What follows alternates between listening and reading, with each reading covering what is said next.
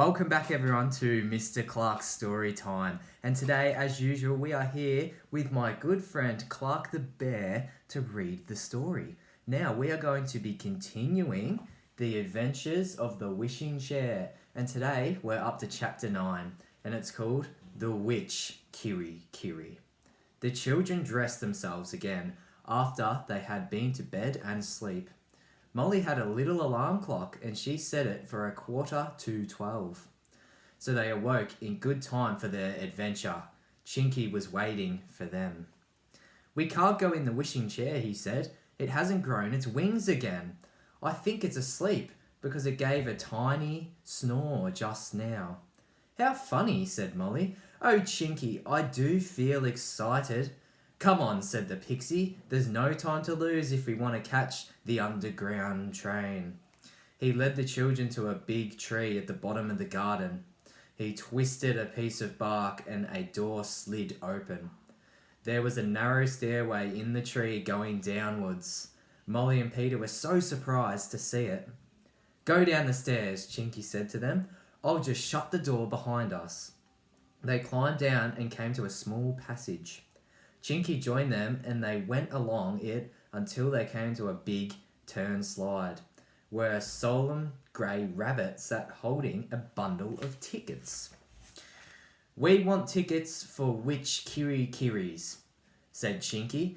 The rabbit gave them 3 yellow tickets and let them through the turn slide.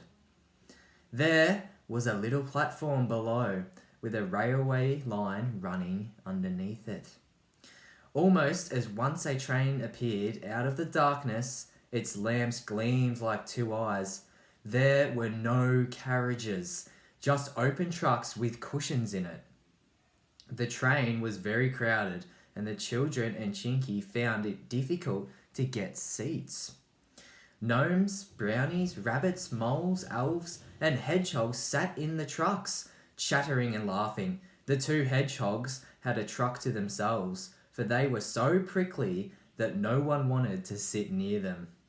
The train set off with much chattering and smashing. It stopped at the station after station and at last came to one labelled Kiri Kiri Station.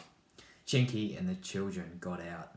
Kiri Kiri is such a wonderful and powerful place, that she has a station of her own, explained Chinky. "Now listen, this is my plan, children. It's no use us asking the witch for Whiskers, our cat. She just won't let us have her. And it's no use trying to get her by magic, because the witch magic is much stronger than ours. We must get her by a trick." "A what trick?" asked the children. "A trick? We'll creep into her little garden," said Chinky, "and we'll make scrapey noises on the wall like mice. We'll squeak like mice to her, and the witch will hear us and send Whiskers out to catch the mice. Then we'll get her, run back to the station, and catch the next train home." "What a fine plan," said Peter. "It's so simple too.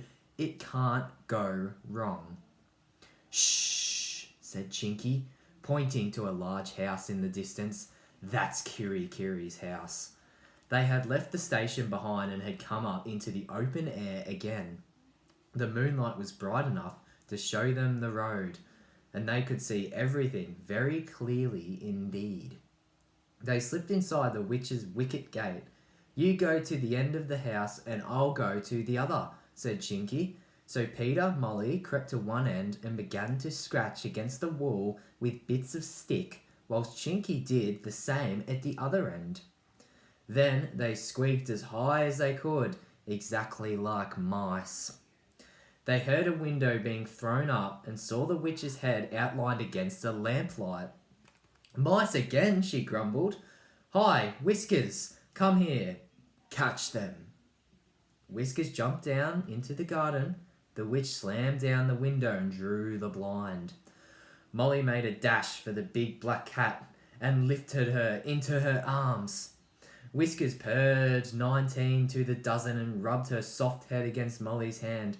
Chinky and Peter came up in delight. The plan works beautifully, said Peter. Come on, let's go to the station. And then a most unfortunate thing happened. Peter fell over a bush and came down with a loud clatter on the path.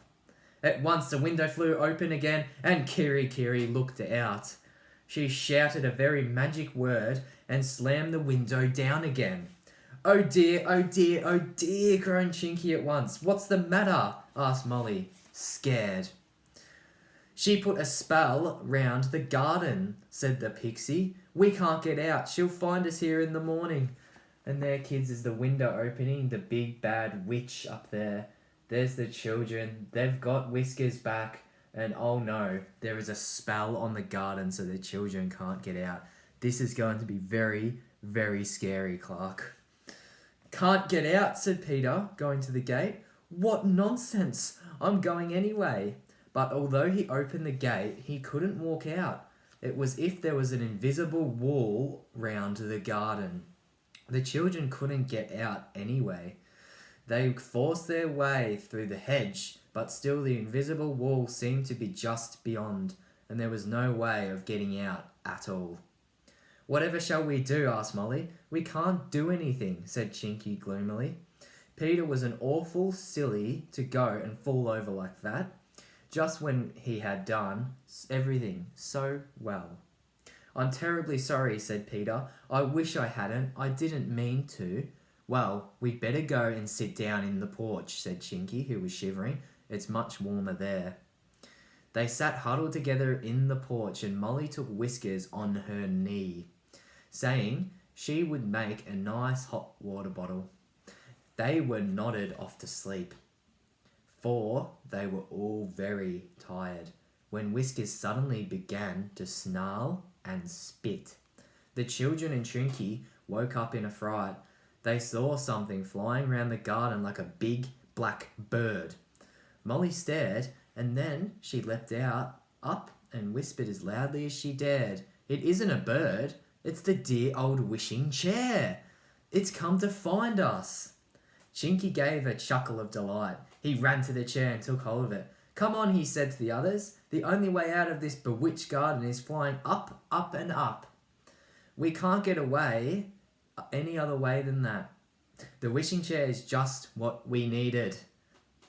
They all got into the chair. Whiskers was on Molly's knee. The chair flapped its wings, rose up into the air and flew out, almost up into the clouds.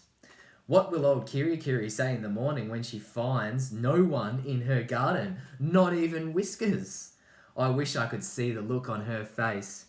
The chair flew up to the playroom. The children said good night to Chinky, and with Whiskers in her arms, Molly ran with Peter up the patch to their house. They were soon in bed and asleep. As for Whiskers, you may sure that she never went to sleep in the wishing chair again. And that is the end of our chapter.